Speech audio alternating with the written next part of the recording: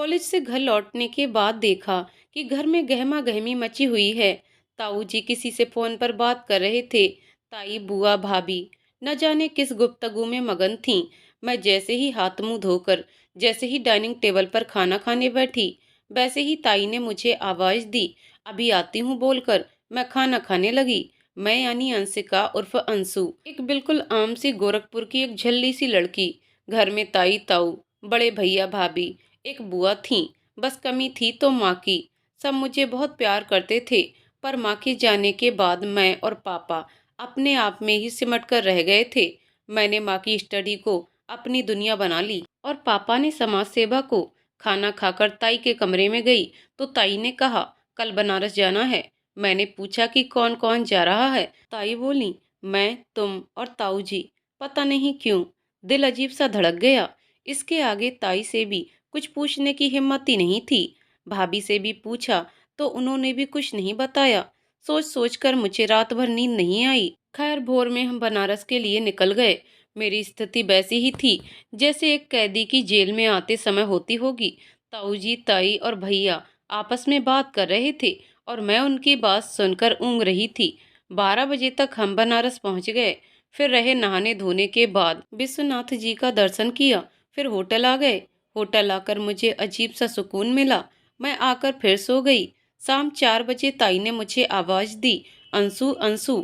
मैं उठी तो उन्होंने मुझे हल्के पीले रंग का सूट दिया और कहा कि ले इसे पहनकर तैयार हो जा, तुझे देखने लड़के वाले आ रहे हैं।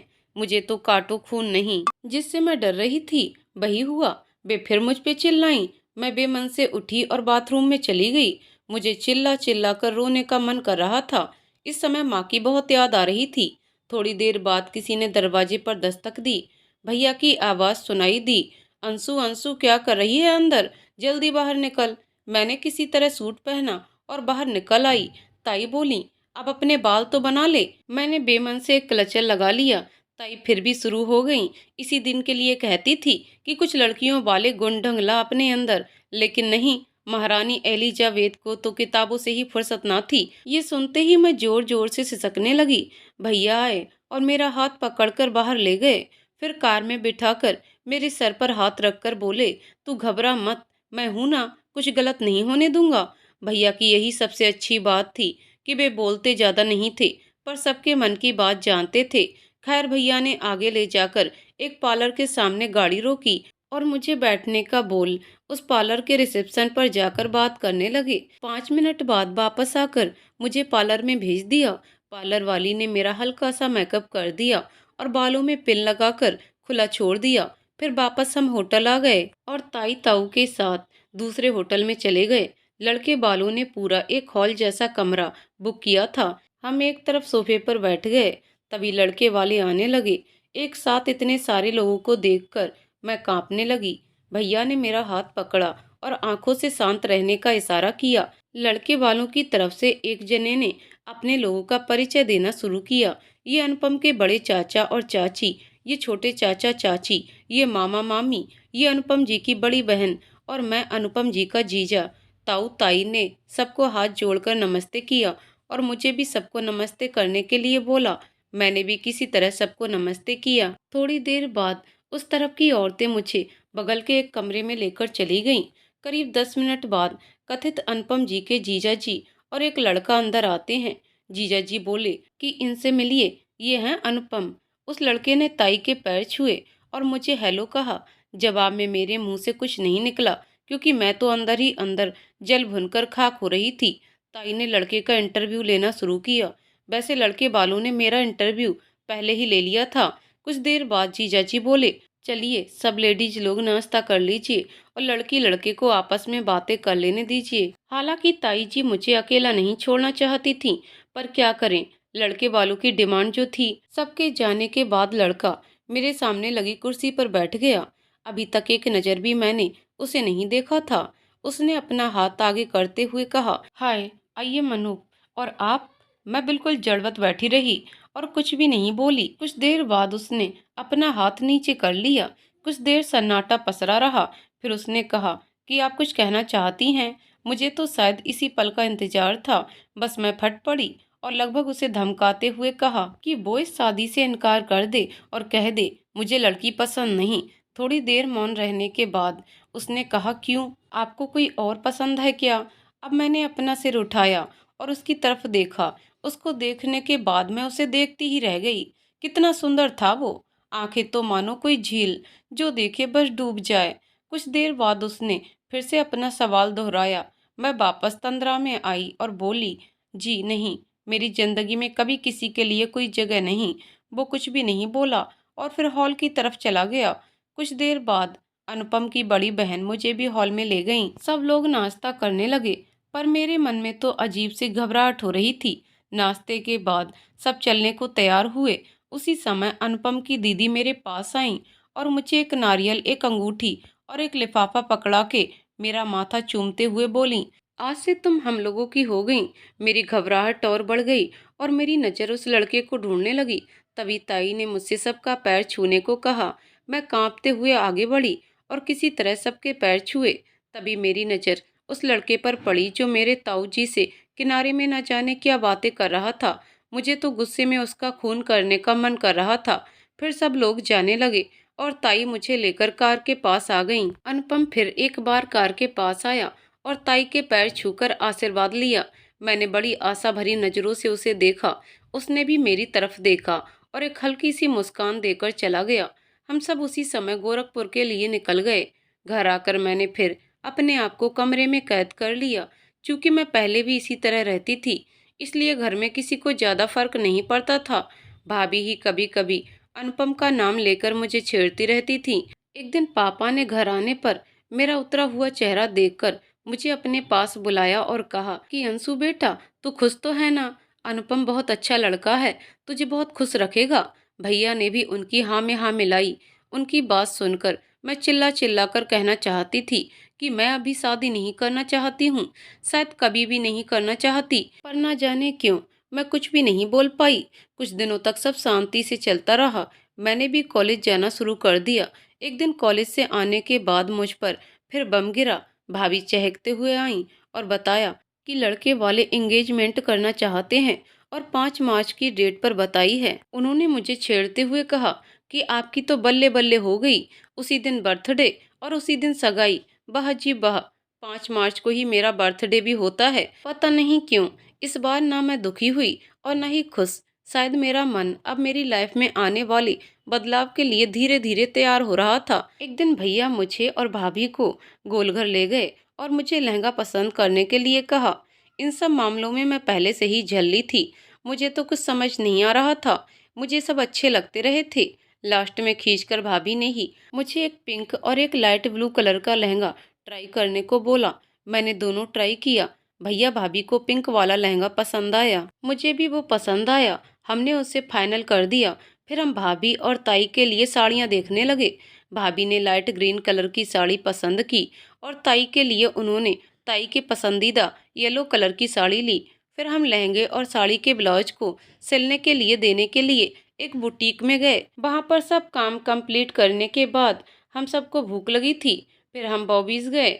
वहाँ हमने अपने अपने पसंद की चीजें खाईं। जैसे जैसे सगाई के दिन नजदीक आ रहे थे, वैसे वैसे अंशु की धड़कन और गुस्सा दोनों बढ़ता जा रहा था। पता नहीं क्यों अंशु को अनुपम पर इतना गुस्सा आ रहा था कि सामने आने पर वो उसका सिर फोड़ दे। पर जो ही उसे अनुपम की झील सी आंखें याद आती, उसे न जाने क्या होने लगता था। आखिरकार 4 मार्च आ गया। लड़के वाले बनारस से गोरखपुर आ गए। उन्हें एक होटल में रोका गया था और सगाई का इंतजाम एक बैंकेट हॉल में किया गया था। 5 मार्च को दोपहर भाभी मुझे पार्लर ले गईं। वहाँ मेरे हाथ पैर ठंडे पड़ते जा रहे थे। पार्लर वाली ने मुझे ग्लूकोज पिलाया, पर डर का भी कोई इलाज होता है। पिंक लहंगे और लाइट मेकअप में मैं अच्छी दिख रही थी, ऐसा मैं नहीं, लोग बोल रहे थे। जैसे जैसे शाम ढलती रही थी, वैसे वैसे मेरे मन की उथल पुथल बढ़ती जा रही थी। मुझे समझ नहीं आ रहा था कि मैं क्या करूं। एक तरफ मैं इस शादी से भाग जाना चाहती थी, तो दूसरी तरफ मैं कुछ भी नहीं कर पा रही थी। आखिरकार वो घड़ी भी आ गई जब मैं उसके साथ उसके बगल में खड़ी थी। मैं जैसे संज्ञा शून्य हो गई थी। भाभी, ताई, बुआ मेरे बगल में खड़ी थीं। उस तरफ भी कुछ औरतें खड़ी थीं।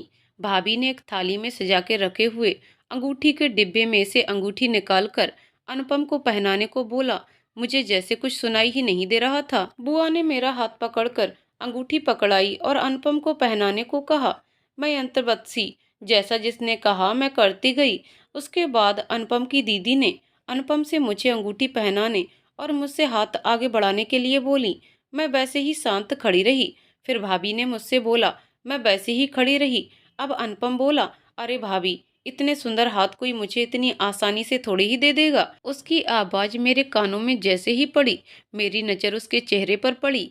वो मुस्कुरा रहा था और मैं उसकी झील सी आंखों में फिर डूब गई। सब लोग हंसने लगे। मेरा हाथ अपने आप ऊपर आ गया, जिसे पकड़कर अनुपम ने अंगूठी पहना दी। उसकी छुअन ने मुझ में अजीब सा एहसास भर दिया, मानो कह रहा हो, घबराओ नहीं, मैं तुम्हारे साथ हूँ। उसकी छुअन में कोई अजनबीपन का एहसास नहीं था। फोटोग्राफर तरह तरह के पोज हम दोनों की फोटो निकाल रहे थे। उसने मेरा हाथ पकड़ रखा था और मैं उसकी आंखों में खोई थी। फोटो सेशन के बाद सभी बातों में मशगूल हो जाते हैं और मैं अनुपम एक काउच नुमा सोफे पर एक साथ बैठे थे। अनुपम बोला, नाराज हो मुझसे? मैं उसकी तरफ देखते हुए बोली, मेरी नाराजगी से क्या कुछ बदल जाएगा? कुछ देर शांत रहकर अनुपम बोला, अपनों पर विश्वास करना सीखिए अंशिका जी। सब आपसे बहुत प्यार करते हैं और अब मैं भी उनमें शामिल हूँ। मैंने उसकी तरफ देखा और फिर उसकी आंखों में डूब गई। थोड़ी देर बाद दो वेटर किताब की सेब का एक बड़ा सा केक लेकर आते हैं। अनुपम खड़ा होता है और मेरा हाथ पकड़कर बोलता है, हैप्पी बर्थडे अंशिका जी। मेरे घर के सब लोग सरप्राइज्ड हो जाते हैं, क्योंकि सगाई के चक्कर में किसी को मेरा बर्थडे याद ही नहीं था। भैया, भाभी, बुआ, पापा सब आकर मुझे बर्थडे विश करते हैं। बुआ मुझसे सबके पैर छूने को बोलती हैं। मैं ताऊ जी और अनुपम के घर वालों के पैर छूती हूँ। फिर सब मुझे केक काटने को कहते हैं। केक काटने के बाद मैं जब पापा को खिलाने जाती हूँ, तो पापा मेरा हाथ पकड़कर अनुपम को खिलाने के लिए इशारा करते हैं। मैं मुड़कर अनुपम की ओर देखकर उसे केक खिलाती हूँ। वह केक खाता है और थोड़ा सा केक लेकर मेरे गालों पर लगा देता है। सब लोग हंसने लगते हैं। पापा अनुपम के पास आते हैं और उसका हाथ पकड़कर थैंक्स बेटा जी बोलते हैं। अनुपम की दीदी आती हैं और मेरे सिर पर हाथ रखकर बोलती हैं, सदा खुश रहो, और मेरे हाथ में एक गिफ्ट पकड़ा देती हैं। बाकी सब लोग भी मुझे आशीर्वाद देते हैं। कुछ देर बाद मैं और भाभी और बुआ घर आ जाते हैं और बाकी लोग लड़के वालों को लेकर होटल चले जाते हैं। घर आने के बाद मैं अपने कमरे में जाकर कपड़े बदलने लगती हूँ। थोड़ी देर बाद भाभी आती हैं और मुझे गिफ्ट दिखाने को बोलती हैं, जो मेरे बैग में थे। भाभी को पर्स देकर बोलती हूँ, आप खुद ही देख लो। भाभी एक एक करके गिफ्ट खोलती हैं। तभी बुआ भी आ जाती हैं। भाभी अनुपम की दीदी का भी गिफ्ट खोलती हैं। वो एक स्मार्टफोन था। भाभी और बुआ मुस्कुराने लगती हैं। भाभी फोन को ऑन करते हुए बोलती हैं, बड़े चालाक हैं अनुपम जी, आप बहाने ना बनाइए, इसलिए पहले से ही सिम बिम डाल के दिया है, व्हाट्सएप भी इंस्टॉल है और आपके ससुराल वालों के सबके नंबर भी सेव हैं। बुआ आके मेरा हाथ पकड़कर कहती हैं, अंशु, अब तू नई जिंदगी शुरू करने जा रही है बेटा, अपने लिए खुश होना सीख। अनुपम बहुत अच्छा लड़का है, तुझे बहुत खुश रखेगा। इस लाइन को सुन सुनकर मुझे कुड़ होने लगी थी। अनुपम अनुपम क्या है इस बंदे में जो सबका दिल जीत लिया है। तभी फोन की रिंग बजती है और अनुपम का नाम स्क्रीन पर फ्लैश होता है। भाभी मेरी तरफ बढ़ाती हैं और मैं हाथ से नहीं का इशारा करती हुई बेड पर लेट जाती हूँ। भाभी और अनुपम हंसी मजाक करते हैं और भाभी उसे अपना नंबर भी बताती हैं। फिर मेरी तरफ बात करने का इशारा करती हैं। मेरे मना करने पर वो अनुपम से मेरे बाथरूम में होने का बहाना कर फोन रख देती हैं। दूसरे दिन अनुपम के घर वाले बनारस जाने के पहले घर पर मिलने आते हैं। ताऊ जी और पापा सबको ड्राइंग रूम में बैठाते हैं। भाभी अनुपम को घर दिखाने के बहाने मेरे कमरे तक लाने को बोलती हैं। आप कमरे में बैठिए, मैं नीचे से अंशिका को बुला के लाती हूँ। अनुपम ये जाने बिना कि मैं कमरे में आ जाता है। मुझे सोते देखकर शांति से मेरे बेड के बगल में बैठकर मुझे देखने लगता है। कुछ देर बाद मेरी नींद खुलती है तो मुझे अनुपम दिखाई देता है। मैं फिर आंखें बंद कर लेती हूँ और बड़बड़ाती हूँ कि अब सपनों में भी परेशान करने आ गया। तभी मुझे अनुपम के हंसने की आवाज आती है। मैं चौंक कर बेड से लगभग उछलते हुए उतरने की कोशिश करती हूँ और उलझकर अनुपम के ऊपर ही गिर पड़ती हूँ। अनुपम मुझे जल्दी से संभाल लेता है। हम एक दूसरे को देखने लगते हैं। मैं मुंह बनाते हुए उससे बोलती हूँ, तुम मेरे कमरे में क्या कर रहे हो? अनुपम बोला, क्यों, हम आपके कमरे में नहीं आ सकते? मैं आंखें चुराते हुए बोली। नहीं, मेरा वो मतलब नहीं था। अनुपम मेरे एकदम पास आते हुए बोला, आपको पता है, आप बहुत खूबसूरत हैं, और सबसे ज्यादा आपकी ये आंखें और बाल। तभी उसी समय भाभी की एंट्री होती है और वो ताली बजाते हुए बोलती हैं, वाह क्या रोमांटिक सीन है। हाय अंशु जी, हमें तो आपके भैया के साथ ऐसे रोमांस करने का मौका ही नहीं मिला। हम दोनों हड़बड़ाकर एक दूसरे से दूर होते हैं। मैं भाभी को घूरने लगती हूँ। भाभी बोलती हैं, अरे ननद रानी, मेरा शुक्र मनाइए कि हमने आपको इतना अच्छा चांस दिया। अनुपम मुस्कुराते हुए बोला, हाँ भाभी, सच कहा आपने, इसके लिए बड़ा वाला थैंक्स। भाभी बोलती हैं, ठीक है ठीक है, अब नीचे चलिए, सब लोग आपका इंतजार कर रहे हैं। अनुपम बोला, आप चलो, मैं आता हूँ। भाभी मुस्कुराते हुए चली जाती हैं। अनुपम मेरे पास आता है और कहता है कि अंशिका जी, हम लोग एक रिश्ते में बंधने वाले हैं, और आप अगर हम पे विश्वास नहीं करेंगी तो हमारे रिश्ते की नींव ही कमजोर हो जाएगी। मुझ पे विश्वास रखिए, मैं कभी आपका विश्वास नहीं तोड़ूंगा। अनुपम की बात सुनकर मैं बहुत कुछ कहना चाहती थी, पर न जाने क्यों मेरी आवाज जैसे गले में अटक कर रह गई। मैं मुड़कर बेड के दूसरी तरफ जाने लगी। तभी अचानक अनुपम ने मुझे अपनी तरफ खींचा और मेरे गाल पर किस करते हुए नीचे भाग गया। मुझे तो मानो किसी ने स्टैच्यू कर दिया हो। मैं अपना मुंह खोले उसी तरह खड़ी रहती अगर बुआ मुझे ना हिलाती। अंशु अंशु, क्या हुआ, ऐसे क्यों खड़ी है? चल, सब तुझे नीचे बुला रहे हैं। सक पकाई हुई मैं नीचे जाने लगी। तभी बुआ ने फिर से सर पर थपकी मारी और बोली, तू क्या ऐसे लोवर टी शर्ट में जाएगी? मैं उनका मुंह देखने लगी तो बुआ बोली, कपड़े बदल कर आ। मैं जैसे ही कपड़े लेने के लिए अलमारी खोली तो बुआ मुझे चिढ़ाते हुए बोली, अनुपम बड़ा शरारती है ना। ये सुनते ही मेरे पेट में न जाने कैसी अजीब सी गुड़गुड़ होने लगी। मैंने अपना पेट पकड़ लिया। बुआ बोली, जा जल्दी कपड़े बदल। वो मुझे मुस्कुराते हुए ऐसे देख रही थी जैसे मेरे मुंह में कुछ लगा हो भी क्यों ना। मैं बार बार अपना गाल छू रही थी जैसे कि कुछ लगा हो। खैर, हम नीचे आए और ताई ने मुझे सबके पैर छूने को कहा। मैंने सबके पैर छुए। अनुपम की दीदी ने मुझे अपने पास बैठा लिया।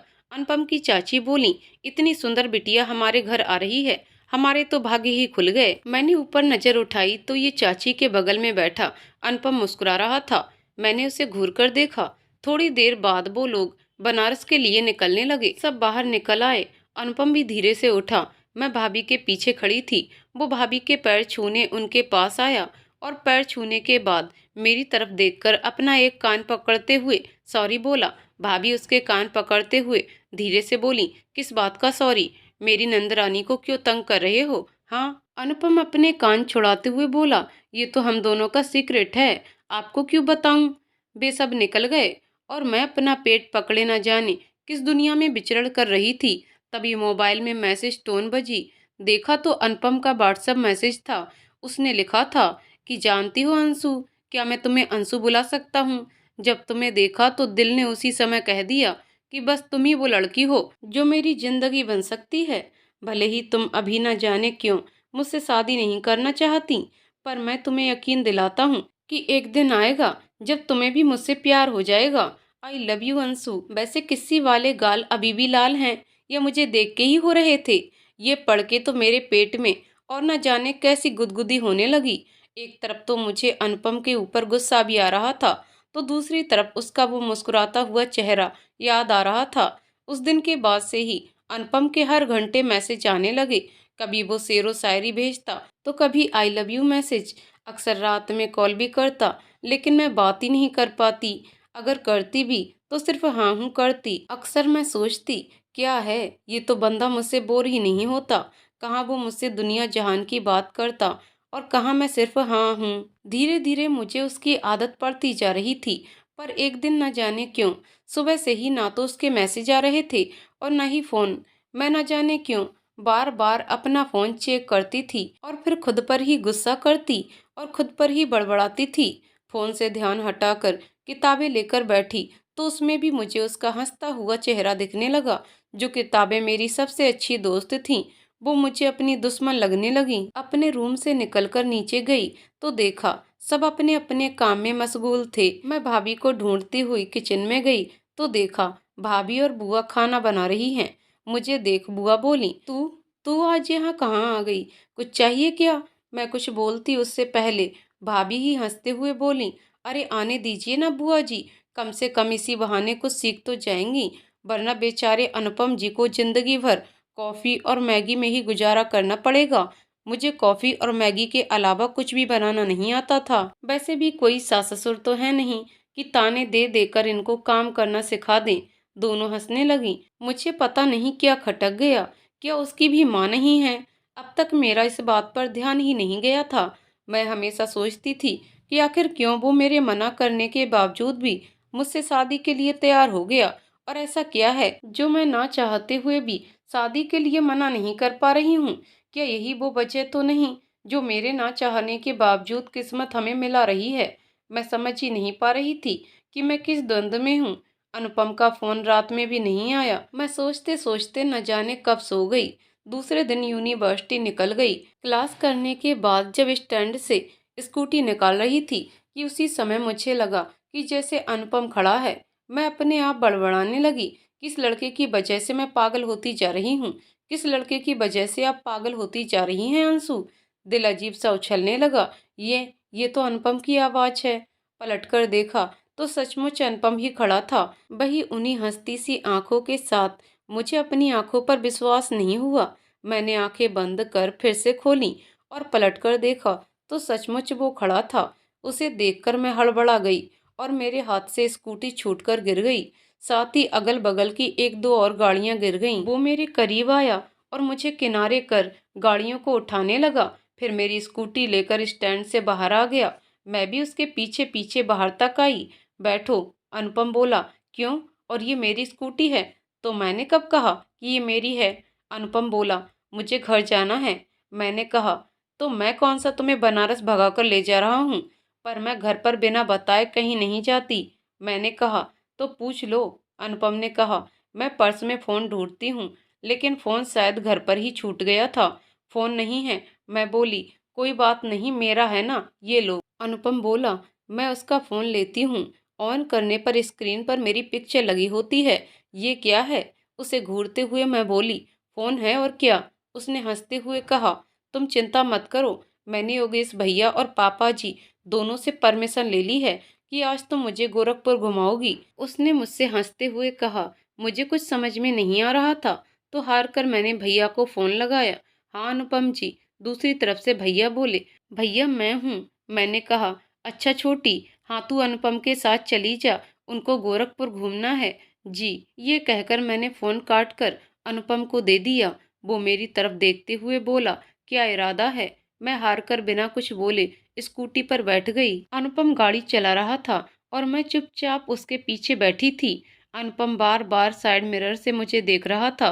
कुछ देर बाद वो बोला हम कहाँ जा रहे हैं? मतलब, मैं बोली। उसने गाड़ी रोकी और मुझसे बोला मुझे गोरखपुर के रास्ते नहीं पता अंशिका जी, वैसे आप कंफर्टेबल ना हो तो आप घर जा सकती हैं।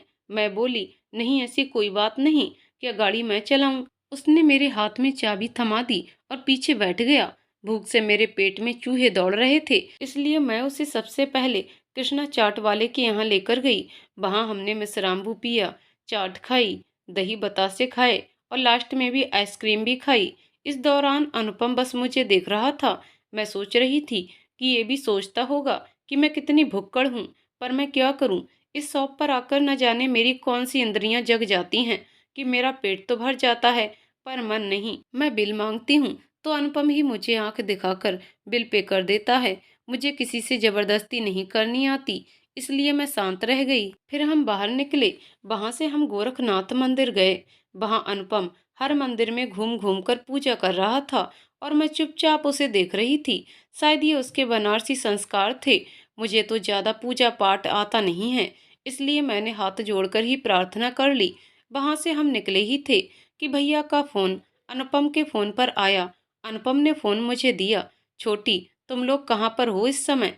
भैया बोले गोरखनाथ साइड में हैं। मैं बोली भैया ने कहा कि ठीक है, तुम लोग घूमो फिरो, अभी 5 बजे हैं और मैं और भाभी तुम लोगों को 7:30 तक रॉयल दरबार होटल पर मिलेंगे। मैंने बुझे मन से ठीक है कहा और फोन काट दिया। फिर मैं उसे रामगढ़ ताल के बोटिंग पॉइंट ले गई। वहां पहुंचकर वो बिल्कुल सरप्राइज्ड हो गया।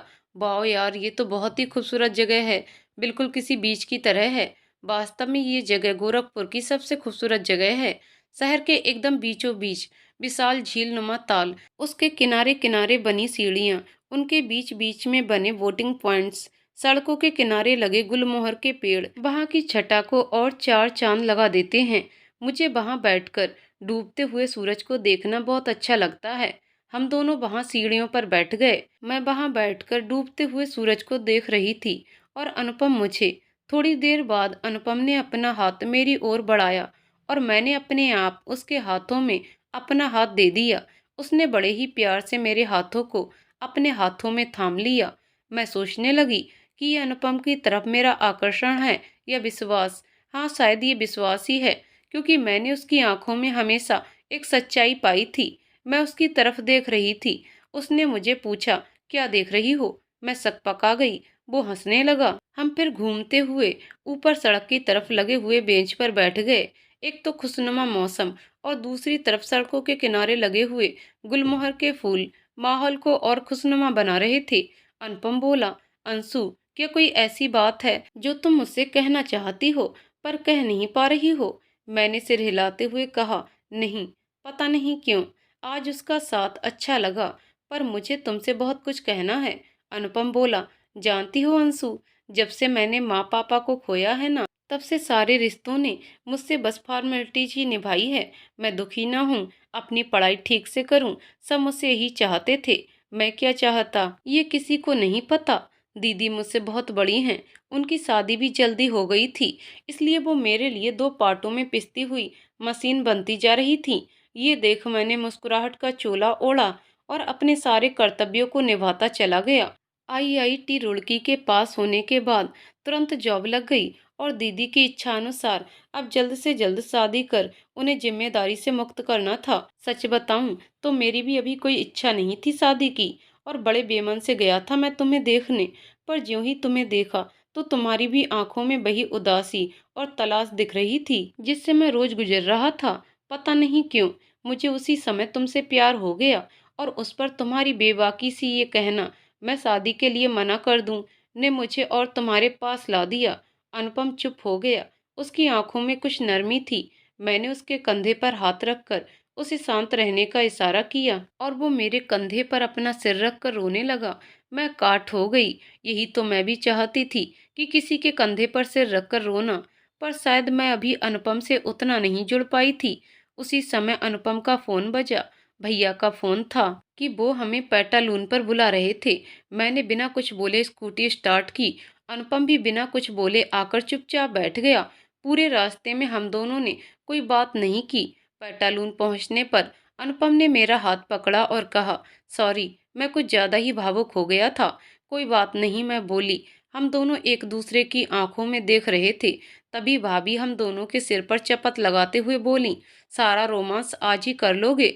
आप लोग तो शादी के बाद क्या करोगे?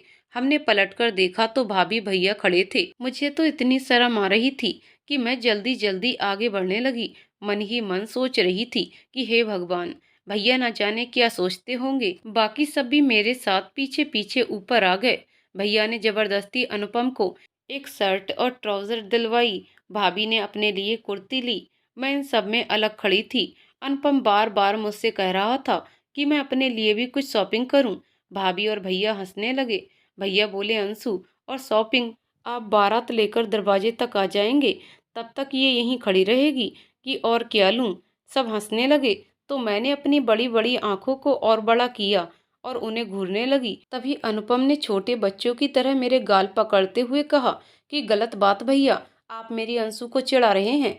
कोई बात नहीं अंशु, अब से मैं तुम्हारी शॉपिंग करूंगा। मैंने अपने गाल छुड़ाए और तुनक कर बिलिंग एरिया में आ गई कि ये लोग जल्दी से बिलिंग कराएं और मुझे फुर्सत मिले। सारी पेमेंट भैया ने की, लेकिन लास्ट में देखा कि अनुपम ने कुछ ब्लू कलर की कोई ड्रेस का पेमेंट किया।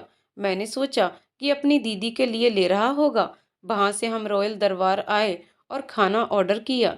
उसका सिटिंग एरिया इतना खूबसूरत है कि भाभी ने वहां अपना फेवरेट काम सेल्फी लेना शुरू किया। अब मुझे ऊब हो रही थी। शायद इन सब की आदत ना होने के कारण भाभी ने अनुपम को मेरे पास भेजा। वो मेरे पास आया और भाभी हमारी पिक्चर लेने लगी। एक दो पिक्चर लेने के बाद लास्ट में मैंने वहां से अपनी टेबल की ओर जाने ही वाली थी कि अनुपम ने मेरी कमर में हाथ डालकर मुझे अपनी ओर खींचा और उसकी बेशर्मी देख मेरा मुंह खुला का खुला रह गया और भाभी ने उसी पोज में हमारी फोटो खींच ली।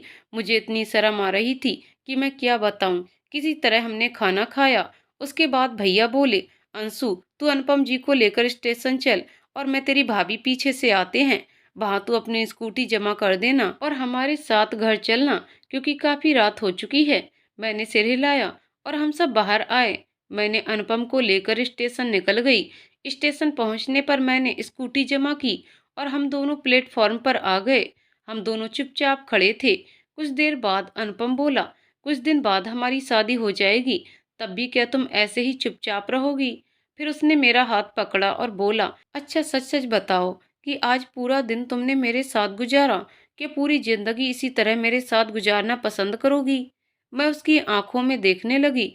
वो आंखें बड़ी उम्मीद लगाए मुझे से अपना सवाल दोहरा रही थी। सच बताऊं, मैं हाँ कहना चाहती थी, पर न जाने कौन सी झिझक थी जो मुझे रोक रही थी। मैं कुछ कहती उससे पहले ही भाभी, भैया और ट्रेन तीनों आ गए। अनुपम की आंखें अब भी मुझसे अपना जवाब मांग रही थीं और मैं चाह कर भी निरुत्तर थी। थोड़ी देर बाद वो ट्रेन में चढ़ गया। भाभी भैया उसे हाथ हिलाकर विदा कर रहे थे और मैं चुपचाप उसे देख रही थी। ट्रेन धीरे धीरे चलने लगी, लेकिन मेरी धड़कन उस ट्रेन से भी ज्यादा तेज दौड़ने को बेचैन थी। लेकिन ट्रेन से नजरें ओझल होने से पहले ही मेरा हाथ अपने आप उठ गया और उसके चेहरे पर मुस्कान फैल गई। अनुपम के चेहरे पर मुस्कान देखकर मेरे चेहरे पर भी हंसी आ गई। फिर हम तीनों कार में सवार आए। थोड़ी देर बाद भाभी ने मुझे एक पैकेट पकड़ाते हुए कहा कि ये लो अंशु, अनुपम ने तुम्हारे लिए खरीदा है। ये वही ड्रेस थी जिसकी बिलिंग अनुपम करा रहा था। हम घर पहुंचे। ताई ने मुझे आवाज दी, आज पूरे दिन कहाँ रही? मुझे तो पसीने आने लगे।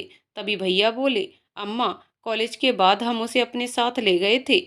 मेरी जान में जान आई। मैं अपने कमरे में चली गई। शावर लेने के बाद मैं अपने बिस्तर पर आई और आंखें बंद कर सोचने लगी। तभी फोन की घंटी बजी। अनुपम का फोन था। पता नहीं कैसे आज मैंने तुरंत ही कॉल रिसीव कर ली। मैं, हेलो। उधर से कोई आवाज नहीं आई। मैंने फिर से हेलो हेलो कहा। अनुपम जी, आप मुझे सुन पा रहे हैं? हेलो, मैं बोली। मैं तो बस आपको ही सुन पा रहा हूँ अंशु। उधर से आवाज आई। अजीब सी गुदगुदी होने लगी पेट में। अब मैं चुप हो गई और वो हेलो हेलो कर रहा था। ठीक है, आपको बात नहीं करनी ना, तो मैं फोन रखता हूँ। अनुपम खींचकर बोला, फिर आप ऐसी बातें क्यों करते हैं? मैं बोली, कैसी बातें अंशु, मैं तो सच बोलता हूँ। अच्छा छोड़िए, आपको ड्रेस कैसी लगी? अनुपम बोला, ड्रेस वो मैंने अभी देखी नहीं। मैं बोली, ओके, आप उसे पहनकर उसकी पिक्चर मेरे पास भेजिएगा। अनुपम बोला, मैं हाँ ना कुछ भी नहीं कह पाई। बताओ ना, पहनोगी ना?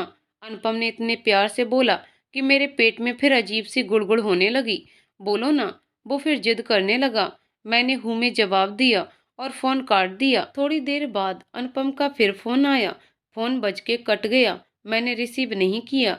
एक बार फिर रिंग बजी। फिर मैंने फोन रिसीव किया और हूँ बोली। उधर से आवाज आई, सो जाइए अंशिका जी, वरना शादी तक आंखों के नीचे डार्क सर्कल हो जाएंगे। उधर भाभी थी। ये सुनते ही मेरे कान एकदम से गर्म हो गए और मैंने जल्दी से फोन काट दिया। मुझे इतनी शर्म आ रही थी कि मैं क्या बताऊं। दूसरे दिन मैं सो के उठी और फोन उठाया। अनुपम ने एंगेजमेंट होने के बाद से ही ये मेरी नई आदत बन गई थी। अनुपम रोज गुड मॉर्निंग, गुड नाइट और आई लव यू के मैसेज भेजता था, पर आज कोई मैसेज नहीं आया। मैंने सोचा हो सकता है कि घर जाके सो गया हो। मैं यूनिवर्सिटी चली गई। क्लास अटेंड करने के बाद घर वापस आई। फिर से फोन चेक किया। अब तक कोई मैसेज नहीं था। अब मुझे अनुपम की आदत सी होने लगी थी। मैंने उसे फोन करने का सोचा, पर झिझक इतनी थी कि फोन हाथ में लेकर भी उसे फोन नहीं कर पा रही थी। सोचते सोचते शाम से रात हो गई। मैं नीचे डिनर के लिए आई तो बुआ ने मेरा उदास चेहरा देखा। डिनर के बाद जब मैं अपने कमरे में जाने लगी तो बुआ ने मुझे अपने कमरे में बुलाया। क्या बात है अंशु, आज बहुत उदास हो? बुआ बोली, नहीं तो बुआ ऐसी कोई बात नहीं है। मैंने कहा। बुआ बोली कि बेटा, जब दिल और दिमाग में जंग हो रही हो तो हमेशा दिल की बात सुननी चाहिए, और अगर एक कदम बढ़ाने से सामने वाला खुश होता है तो वह कदम जरूर बढ़ाना चाहिए। बुआ मेरे पास आई और मेरा हाथ पकड़कर बोली कि अगर उसका फोन नहीं आया तो एक बार तुम भी तो उसे फोन कर सकती हो। बुआ की बात सुनकर मैं उनसे नजरें चुराने लगी और सोचने लगी कि हे भगवान, इन लोगों को हर बात कैसे पता चल जाती है। मैं वहां से अपने कमरे में आ जाती हूँ, एक बार फिर से फोन उठाती हूँ और अनुपम का नंबर डायल करती हूँ। अनुपम के फोन की रिंगटोन बजती है। अनुपम उठाता है और कुछ भी नहीं बोलता है। कुछ देर बाद मैं ही हेलो बोलती हूँ। आखिर हमारी जान को याद आ ही गई हमारी। अनुपम बोला। ये सुनकर मेरे पेट में अजीब सी गुदगुदी होने लगी। ऐसी बातें कर कर के एक दिन मेरी जान ले लेगा। मैंने मन ही मन सोचा। बोलो ना, चुप क्यों हो गई? अनुपम बोला। मैं बो बो करने लगी। अनुपम हंसने लगा। तुम्हारी इसी बात पर ही तो मुझे भी सबसे ज्यादा प्यार आता है। जानती हो, जब तुम ऐसे शांत होकर मेरी आंखों में देखती हो ना, तो मेरा मन करता है कि तुम्हें खूब टाइट हग करके किस कर लूं। अनुपम बोलता जा रहा था और मेरे कान दुगनी रफ्तार से गर्म हो रहे थे। मैंने जल्दी से फोन काट दिया और अपने कान ढककर बैठ गई। अनुपम की बातें मेरे कानों में गूंज रही थीं।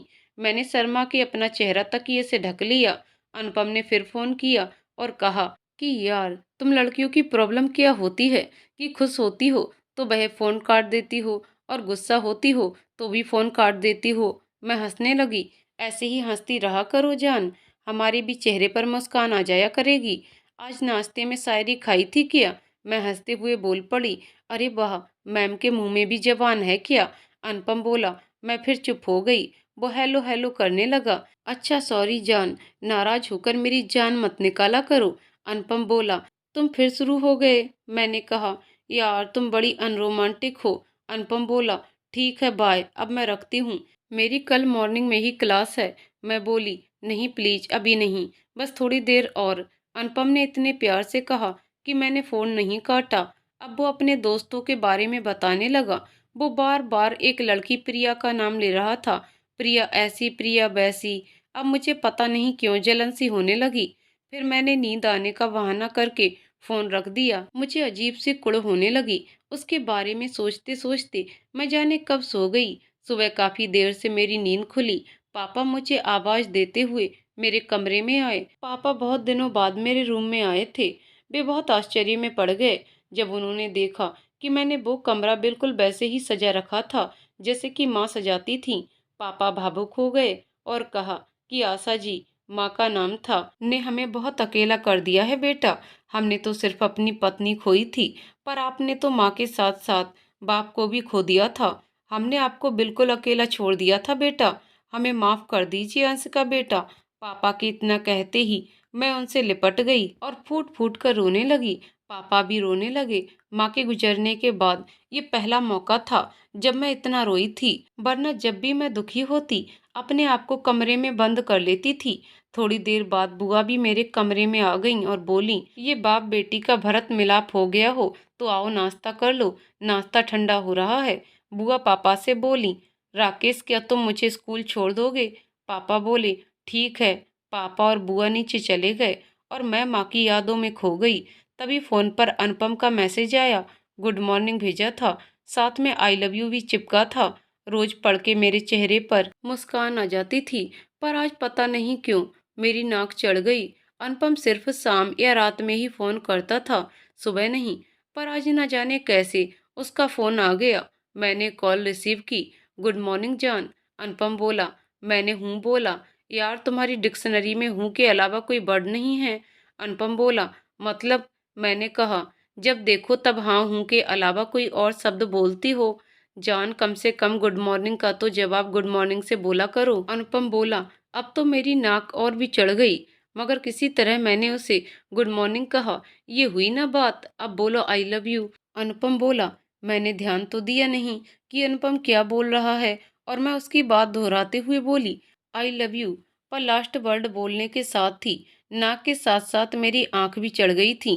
मेरी समझ में आ गया कि मैं अनजाने में क्या बोल गई। अनुपम हंसने लगा और बोला, तुम दुनिया की पहली लड़की होगी अंशु जिसने अपनी नाक लाल करके आई लव यू बोला होगा। अब तो मुझे अनुपम के साथ साथ अपने ऊपर भी गुस्सा आने लगा। मैंने गुस्से में फोन काट दिया। उसके बाद अनुपम ने कई बार फोन किया, पर मैंने फोन नहीं उठाया। मुझे अपने आप पर बहुत गुस्सा आ रहा था। मैं नहा धोकर नीचे आई तो भाभी दोपहर के खाने की तैयारी कर रही थी। मैंने अपना नाश्ता निकाला और टीवी के सामने बैठकर नाश्ता करने लगी। भाभी मेरे पास आई और मुझसे अनुपम के बारे में पूछने लगी कि वो कब पहुंचा, कुछ कह तो नहीं रहा था हमारे बारे में वगैरह वगैरह। मुझे बड़ी कोड़ आ रही थी, पर मैं नाश्ते के साथ साथ अपने गुस्से को खाते हुए किसी तरह उनकी बातों का जवाब दिया। इसी तरह दिन गुजरा और रात हुई। पर आज मुझे न जाने किस बात का गुस्सा था कि मुझे कुछ भी अच्छा नहीं लग रहा था। इसी चक्कर में मैं दिन भर में 3 बार नहा चुकी थी। ये मेरी पुरानी आदत थी कि जब मैं गुस्सा या दुखी होती थी तो शावर के नीचे जाकर बैठ जाती थी। बहरहाल फिर उस रात अनुपम का फोन आया। मैंने रिसीव किया और कुछ भी बोला नहीं। कभी तो कुछ बोला करो ना जान। अनुपम अपने बैठे हुए गले के साथ किसी तरह बोला, ये क्या हो गया आपके गले को? मैंने पूछा। वो प्रिया ने मुझसे आइसक्रीम की शर्त रखी थी तो ज्यादा खाली इसलिए गला। ये नाम प्रिया सुनते ही मेरे अंदर का ज्वालामुखी फिर से जग गया। मेरा मन कर रहा था कि मैं जाकर थोड़ी आइसक्रीम और खिला दूं। वो फिर किसी तरह बोला, अब क्या हुआ? मैंने कहा, मैं सोच रही थी कि तुम्हें थोड़ी आइसक्रीम और खिला दें। अनुपम हंसने लगा और बोला, अले ले ले, मेरे बाबू को जलन हो रही है। सटअप, मुझे क्यों जलन होगी? तुम जिसके साथ चाहो उसके साथ खाओ, मुझे क्या? मैं बोली, लड़कियों की यही अदा सबसे ज्यादा क्यूट होती है, जब वो किसी से जलती हैं। अनुपम हंसते हुए बोला। उसे हंसते सुनकर मेरा मन उसकी बत्ती सी तोड़ने का हो रहा था। मैंने गुस्से में कहा कि अच्छा, तुम्हें बड़ा पता है लड़कियों की आदतों के बारे में। अब वो और जोर से हंसने लगा। मुझे बहुत कुड़ हुई और मैंने गुस्से में फ़ोन काट दिया। उसने 2-3 बार कॉल किया, लेकिन मैंने फ़ोन नहीं उठाया। अनुपम की बातें याद कर कर के मुझे अब बहुत गुस्सा आ रहा था। इसी गुस्से में मैं न जाने कब सो गई। आधी रात में मुझे यूं लगा कि जैसे अनुपम मुझे बुला रहा है, जान जान। मैंने तकिए से अपना सिर ढक लिया। आवाज़ फिर भी मेरे कानों तक ही आ रही थी। मैंने गुस्से में आकर तकिया फेंका, जो पानी की बोतल को जा लगा। बोतल गिरी और मेरी नींद खुल गई। मैंने सिर पर हाथ रखा और सोचा कि ये लड़का अब मुझे रात में चैन से सोने भी नहीं देगा। मैंने दोबारा सोने की कोशिश की और न जाने कब सो गई। सुबह उठते ही फोन उठाया और देखा कि अनुपम का लंबा चौड़ा मैसेज था। हमारी जान हमसे नाराज है ना? ओके बाबा, सॉरी। अब मान भी जाओ ना। अच्छा, तुम वीडियो कॉलिंग करो, मैं कान पकड़कर उठक बैठक लगा लूंगा। मैं मन ही मन हंसने लगी, पर अगले ही पल मेरी हंसी काफूर हो गई। प्रिया सच कह रही थी कि मैं डफर हूँ। वो कह रही थी कि मुझे अच्छे से बात करनी नहीं आती। मैंने हम दोनों की बातें उसे बताईं और प्रिया ने मुझे एक नंबर का बुद्धू कहा।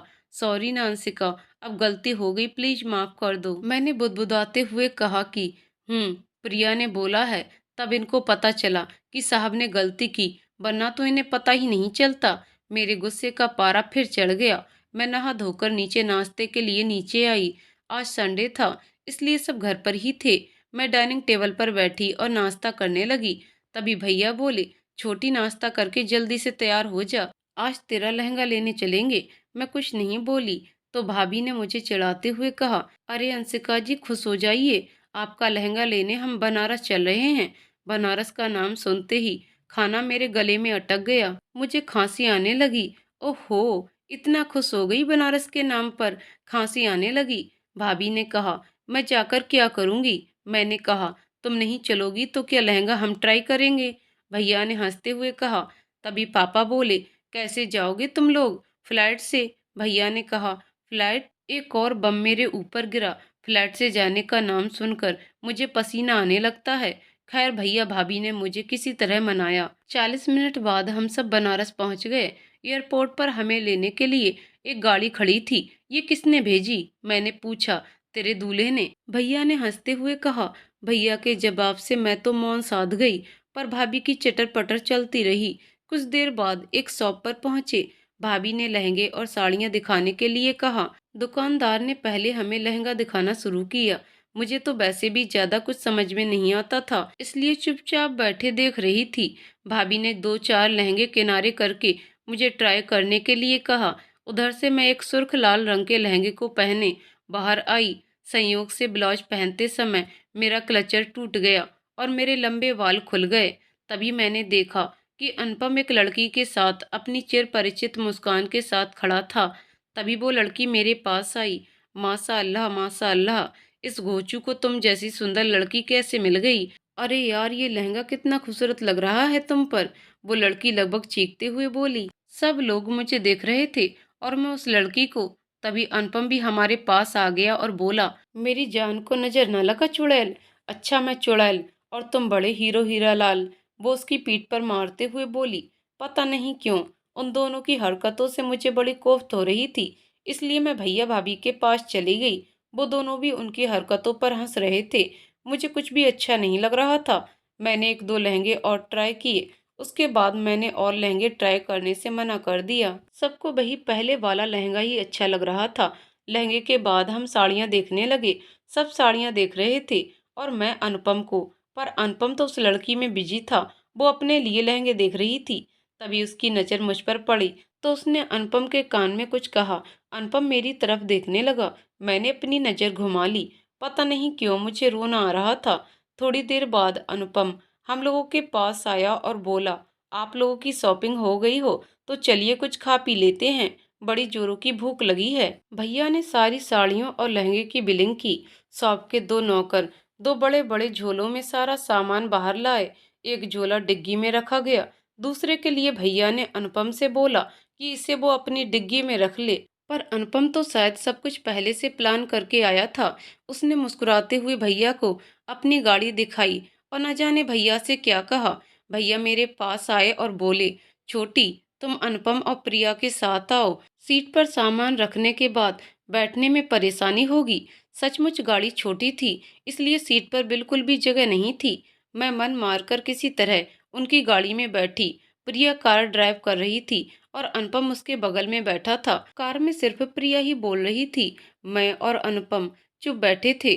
थोड़ी दूर चलने के बाद अनुपम ने कार रुकवाई और पीछे आ गया। थोड़ी देर शांति से मुझे देखता रहा, फिर मेरा हाथ पकड़कर बोला, प्लीज कुछ बोलो ना अंशु। कल को हमारी शादी हो जाएगी, तब भी क्या ऐसे ही रहोगी? कोई नाराजगी है या और कोई बात? कुछ तो बोलो। प्रिया भी बार बार पूछने लगी कि क्या बात है अंशु, तुम ऐसे ही शांत रहती हो या फिर कोई और बात है? वो जैसे जैसे बोल रही थी वैसे वैसे ही मेरा पारा गर्म हो रहा था। फिर अनुपम ने खींचकर कहा, ठीक है, तुम्हें ये शादी नहीं करनी ना तो मत करो, मैं आज ही जाकर मना कर देता हूँ। अब तो मेरा दिल धड़क उठा और मैंने डबडबाई आंखों से उसको देखा। वो गुस्से में खिड़की के दूसरी तरफ देख रहा था और प्रिया उस पर चिल्ला रही थी, ऐसे बात की जाती है? तुझे कब अक्ल आएगी, डफर। इसी सब के बीच रेस्टोरेंट आ गया। अनुपम दरवाजा खोलकर बाहर निकल गया। प्रिया मुझे समझा रही थी, प्लीज अंश का कूल डाउन। अनुपम बिल्कुल पागल है। मैं कार से निकलकर भाभी के साथ खड़ी हो गई। अनुपम भैया के साथ खड़ा था। प्रिया किसी से फोन पर बातचीत कर रही थी। थोड़ी देर बाद वो हमारे पास आई और बोली, सॉरी भाभी भैया, मैं आप लोगों को अटेंड नहीं कर पाऊंगी क्योंकि मेरी एक जरूरी कॉल आ गई है। इतना बोलकर वो चली गई। हम रेस्तरां के अंदर आए। हमने देखा कि वहाँ दो ही लोग एक साथ बैठ सकते हैं। भाभी और भैया एक साथ बैठे और मैं और अनुपम एक साथ। मैं समझ गई कि ये सब अनुपम की प्री प्लानिंग थी। खाने का ऑर्डर हुआ। अनुपम ने वो सारी चीजें मंगवाई जो मुझे पसंद थीं, पर अपने लिए सिर्फ आइसक्रीम। मैं समझ गई कि वो बहुत गुस्से में है, पर आदत से मजबूर। न तो मैं किसी को सॉरी बोल सकती थी और न ही किसी को मना सकती थी। हमारा ऑर्डर आया। वेटर ने सारी चीजें टेबल पर रखी और जो ही मुड़ा मैंने तुरंत आइसक्रीम उठा ली और खाने लगी। अनुपम मुझे देखने लगा। मैंने उससे धीरे से कहा कि वो मेरा आइसक्रीम खाने का मन था ना, इसलिए। वो कुछ भी नहीं बोला और चाट उठाकर खाने लगा। मैं सिर्फ उसको देख रही थी, पर आज तो उसको न जाने किस बात का गुस्सा था। वो बात करना तो दूर, मेरी तरफ देख भी नहीं रहा था। तभी भाभी हमारे पास आई और बोली कि ये लंच रोमांस खत्म हो गया हो तो अब हमें जाने की इजाजत दीजिए। अनुपम जी, थोड़ा रोमांस शादी के लिए भी बचा कर रखिए। अनुपम कुछ भी नहीं बोला और भैया के पास चला गया। भाभी ने इशारे से मुझसे पूछा, इन्हें क्या हुआ? मैंने अपने कंधे उचका दिए। हम बाहर आए और भैया ने अनुपम से कहा कि वो मुझे एयरपोर्ट छोड़ दे, वे लोग पीछे से आ रहे हैं। अब मैं उसकी कार में अकेले उसके साथ थी। हम दोनों बिल्कुल चुप थे। मैं बार बार उसकी तरफ देख रही थी, लेकिन वो मेरी तरफ नहीं देख रहा था। अब पता नहीं क्यों मुझे बिल्कुल भी अच्छा नहीं लग रहा था। मेरे आंसू गिरने ही वाले थे कि उसने एफएम चला दिया। उसमें गाना बज रहा था। गाने के बोल का असर था या कुछ और, मैं नहीं जानती। पर अब वो मेरी ओर देखने लगा और मैं उसकी। शायद वो एक्सपेक्ट कर रहा था कि मैं कुछ बोलूं, पर मैं ठहरी एक नंबर की झल्ली। मुझे तो सब कुछ बाद में समझ आता है। उसकी तरफ देखते देखते एयरपोर्ट आ गया और हम बस एक दूसरे को देखते ही रह गए। भैया भाभी भी पहुंच गए थे। भैया सारी फॉर्मेलिटीज पूरी कर रहे थे। भाभी ही अनुपम को छेड़ रही थी। मैं और अनुपम एक दूसरे को चुपके चुपके देख रहे थे। तभी भैया आए और अनुपम से चलने की इजाजत मांगी। उसने दोनों के पैर छुए और मेरी तरफ देखा। पर मैं तो ठहरी एलिजाबेथ। मैं क्यों किसी के बाप से बोलूं जब सामने वाला मुझे नहीं बोल रहा। हम आगे चले गए। मैंने एक बार पलटकर देखा भी। अनुपम अब भी मुझे देख रहा था। मैं पूरे रास्ते यही सोच रही थी कि अगर अनुपम ने सच में शादी तोड़ दी तो क्या होगा। बनारस से आने के बाद मैं अपने कमरे में चली गई। बाकी सब लहंगे और साड़ियां देख रहे थे। मैंने सावर लिया और बिस्तर पर आ गई। मुझे दिन भर की बातें याद आने लगीं। अब मुझे ये महसूस हो रहा था कि मैं अनुपम के साथ कितना रूढ़ हो गई थी। मुझे अब पछतावा हो रहा था, पर सॉरी शब्द मेरी डिक्शनरी में तो था नहीं और न ही इतनी हिम्मत जो मैं उसे सॉरी बोलती। पर मैंने इतना किया कि उसे हम लोगों के पहुंचने का मैसेज सेंड कर दिया। उसने भी ओके लिखकर रिप्लाई दिया। मैंने थोड़ा इंतजार किया, पर उसने दूसरा कोई मैसेज नहीं भेजा। अब मुझे रोना आ रहा था। मैंने लाइट ऑफ कर दी और बिस्तर पर औंधे मुंह लेट गई। अब तक मुझे शादी से डर लगता था, पर अब मुझे अपनी शादी के टूटने से डर लग रहा था। माँ को खोने के बाद आज अनुपम को खोने का डर सताने लगा। इसी के डर से मुझे रात भर नींद नहीं आई। कुछ दिनों ऐसे ही चलता रहा। अनुपम अब ना तो मुझे फोन करता और ना ही मैसेज। अगर मैं मैसेज करती भी तो कोई रिप्लाई नहीं आता। रोज अपना मन बहलाने मैं यूनिवर्सिटी चली जाती, पर वहां भी मेरा मन नहीं लगता था। पर आते समय मुझे और डर लगा रहता कि कहीं अनुपम ने रिश्ता तो नहीं तोड़ दिया। इसी तरह एक दिन जब मैं यूनिवर्सिटी से वापस आई, तब देखा सब लोग ताई के कमरे में न जाने क्या बातचीत कर रहे थे। मेरी धड़कन बढ़ गई। क्या अनुपम ने रिश्ता तोड़ दिया? मैं यही सोच सोच कर परेशान हो रही थी। ताई के कमरे में जाने की मेरी हिम्मत नहीं हो रही थी। परेशान होकर मैं अपने कमरे में चली आई। थोड़ी देर बाद भाभी चहकते हुए मेरे कमरे में आईं और बोली, चलिए तैयारी शुरू करिए। मैंने पूछा, किसकी? बनारस जाने की। भाभी बोली, फिर किस लिए? मैंने पूछा, क्यों, जिंदगी भर क्या यहीं रहने का इरादा है क्या आपका? भाभी हंसते हुए बोली। मैंने कहा, मतलब? अरे बुद्धू, 24 अप्रैल को आपकी शादी है तो उसकी तैयारियां शुरू करनी है ना। भाभी हंसते हुए बोली। मुझे इतनी खुशी हुई कि मैं खुशी से रोने लगी। इसलिए नहीं कि मेरी शादी की डेट आ गई, बल्कि इसलिए कि अनुपम ने मेरा मान रख लिया। भाभी घबरा गई। मेरे पास आकर बोली, अरे इसमें रोने वाली कौन सी बात है, ये तो खुशी की बात है ना। मैंने भाभी को पकड़ लिया और रोने लगी। भाभी भी भावुक हो गई। भाभी ने मेरा सिर सहलाते हुए कहा कि मैं आपका दर्द समझ सकती हूँ अंशिका जी। जिस आंगन में पले बड़े, वही आंगन एक पल में पराया हो जाता है।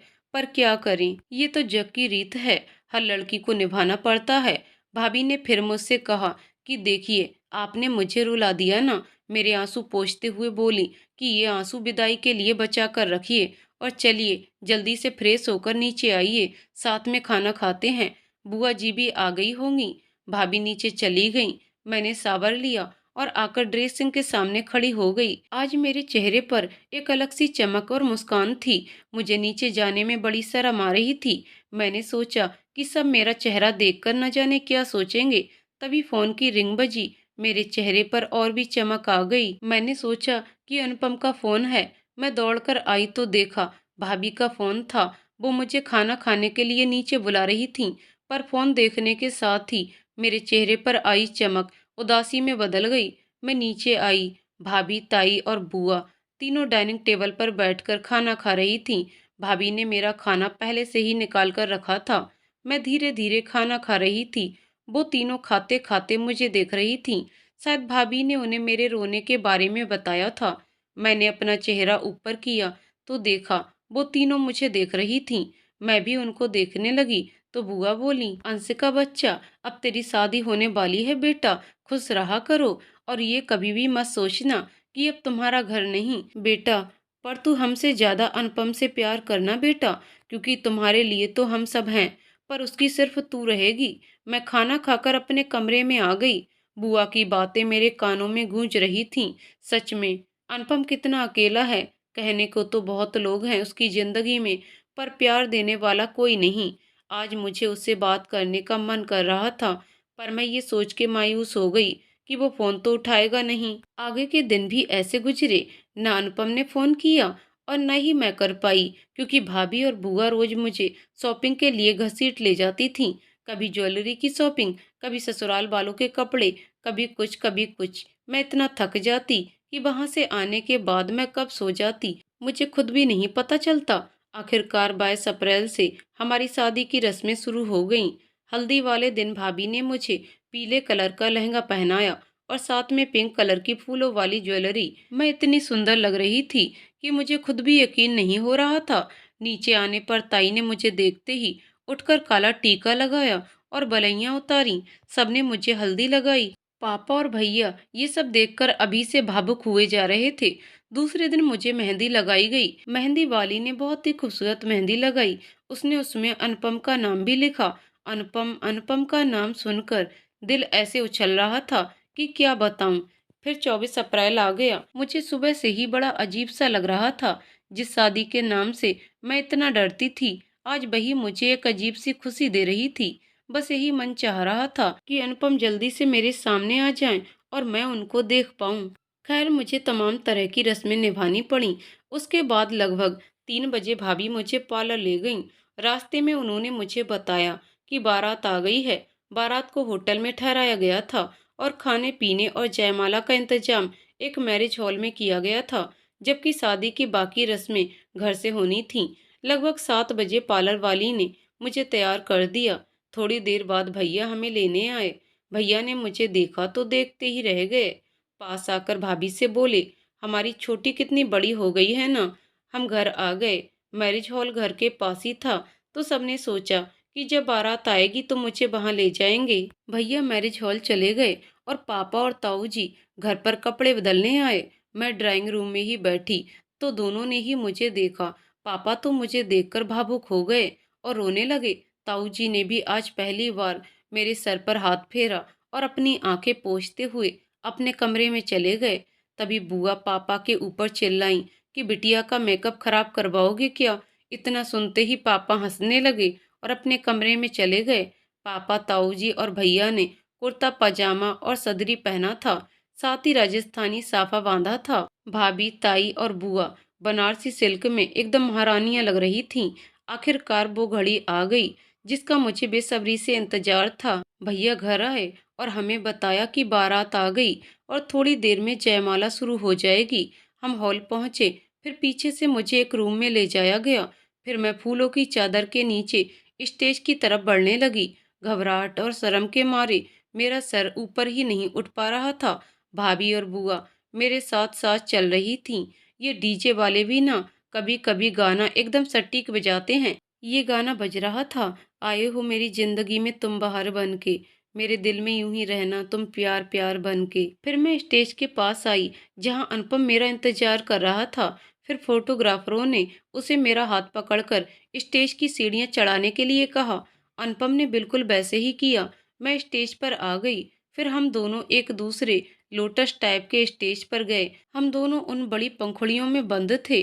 स्टेज धीरे धीरे ऊपर जा रहा था। अनुपम मुझे और मैं अनुपम को देख रही थी। फिर पंखुड़ियां खुलने लगीं और हमने एक दूसरे को जयमाला पहनाई। अब हम वापस पहले वाले स्टेज पर आकर बैठ गए। शादी में अनुपम के बहुत सारे दोस्त आए थे। प्रिया भी आई थी, जो डीजे पर डांस कर रही थी। अनुपम के दोस्त उसे आकर बधाइयां दे रहे थे और मुझे बहुत सी खूबसूरत बातें बता रहे थे। अनुपम बार बार मेरी ओर देखकर खुश हो रहा था। मैं भी उड़ती उड़ती नजर उस पर डाल रही थी। अनुपम आज भी बहुत खूबसूरत लग रहा था। थोड़ी देर में फोटोग्राफी शुरू हो गई। सब लोग आकर हमारे साथ फोटो खिंचवा रहे थे। मुझे ये सब बड़ा बोरिंग लग रहा था। थोड़ी देर बाद सब लोग हमें खाने की टेबल पर ले गए। अनुपम और मैं अगल बगल बैठे थे। भाभी भी मेरे साथ ही थीं। अनुपम ने मुझे और मैंने अनुपम को एक एक बाइट खिलाया। अनुपम के दोस्त हमारे साथ मस्ती कर रहे थे।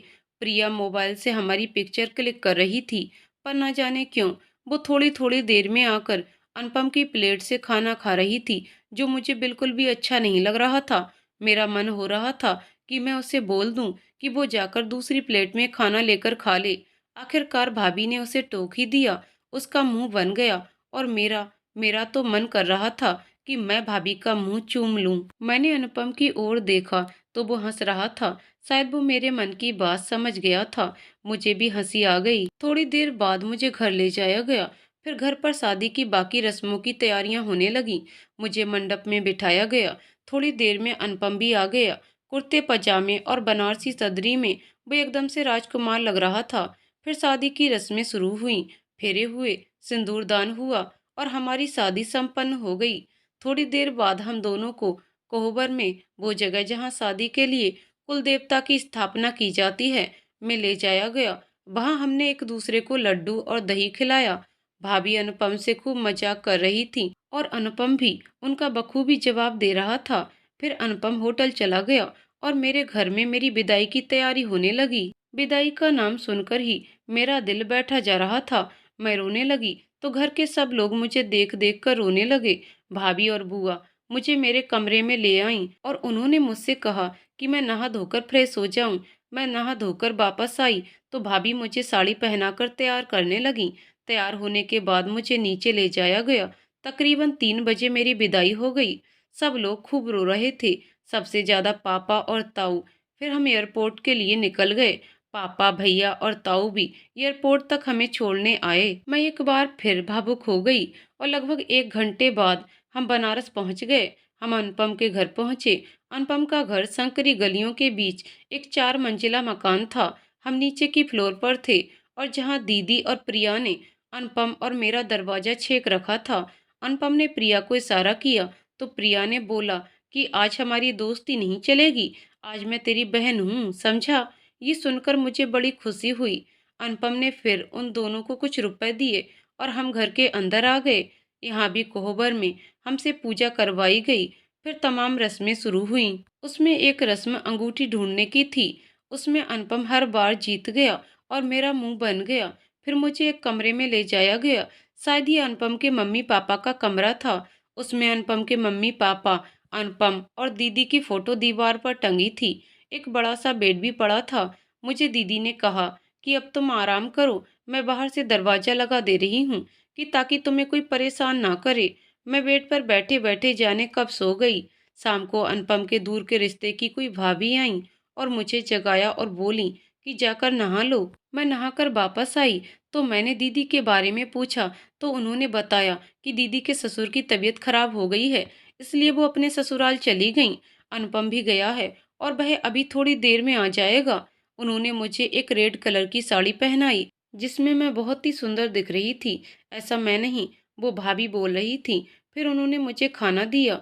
मुझे भूख भी बहुत लगी थी, इसलिए मैं धीरे धीरे खाना खाने लगी। इधर उधर की बातों के बाद उन्होंने मुझे फर्स्ट नाइट के बारे में मजाक करने लगी। उनकी बातें सुनकर मुझे अजीब सी घबराहट होने लगी। मेरी भूख भी उड़ गई। मैंने अपनी थाली टेबल पर रख दी, पर भाभी जी का मजाक चालू था। मेरा शरीर अब कांपने लगा। तभी चुप हुई और बाहर जाकर अनुपम को फोन कर दिया कि अंशिका की तबीयत खराब हो गई है। उसके बाद भाभी ने मुझे हमारे कमरे में पहुंचा दिया। पूरा कमरा गुलाब और बेला के फूलों से सजाया गया था। ये सब देखकर मुझे और घबराहट होने लगी। भाभी बाहर बैठने का बोलकर मुझे कमरे में छोड़कर चली गईं। मेरी घबराहट बढ़ती जा रही थी। उसी समय मुझे एक बेवकूफ़ी सूझी। मैंने अपना पर्स टटोला, उसमें मुझे नेल कटर मिला। मैंने सोचा कि अगर अनुपम ने मेरे साथ कोई जोर जबरदस्ती की तो मैं उसे इससे डराऊंगी। थोड़ी देर में अनुपम आया और मेरे पास आते हुए बोला कि क्या हुआ हमारी जान को। अभी वो मेरे पास आता उससे पहले ही मैंने उसे नेल कटर का चाकू दिखाते हुए बोली कि अगर उसने मेरे साथ कुछ भी ऐसा किया तो मैं उसे इससे मारूंगी। अब अनुपम हंसने लगा। हंसते हंसते उसने अपना पेट पकड़ लिया। अब मुझे रोना आने लगा। अनुपम हंसते हुए मेरे पास आया और मेरे हाथ पीछे करके मुझे खूब तेज गले से लगा लिया और मेरे माथे को चूमते हुए बोला कि अगर मैं तुम्हारे साथ कुछ करना चाहूँ तो तुम इस नेल कटर से मेरा क्या बिगाड़ पाओगी। मैं रोने लगी तो उसने मुझे छोड़ते हुए मेरे सर पर एक चपत मारी और पूछा ये फितूर मेरे दिमाग में कहाँ से आई? तो मैंने तो सुबकते हुए कहा कि वो भाभी ने। वो समझ गया, तो उसने मुझे बेड पर बिठाते हुए बोला, अंशिका, तुम मेरी जिंदगी का सबसे प्यारा गिफ्ट हो, और तुम जब तक नहीं चाहोगी मैं तुम्हें हाथ भी नहीं लगाऊंगा। अनुपम की बात सुनकर मैं फपक पड़ी और आकर उसके सीने से लग गई। अनुपम मेरा सिर सहलाने लगा। मैं कब उसकी बाहों में सो गई, मुझे पता ही न चला। जब मेरी नींद खुली तो देखा कि अनुपम मुंह खोलकर बिल्कुल बच्चों की तरह सो रहा था। मुझे उस पर बड़ा प्यार आया। थोड़ी देर बाद मैं नहाने चली गई और नहाकर आई, तब भी अनुपम सो रहा था। मैं किचन में गई, ढूंढकर कॉफी बनाई और कुछ बिस्किट भी रखे। मुझे बहुत भूख लगी थी, इसलिए मैं कमरे में आई और अनुपम को जगाया। अनुपम उठा और बड़े ध्यान से मुझे देखने लगा। मुझे शर्म आने लगी, तो मैंने उसे कॉफी पकड़ाते हुए पूछा, क्या हुआ? अनुपम बोला कि पिंक कलर में तुम सबसे ज्यादा सुंदर लगती हो। मुझे हंसी आ गई।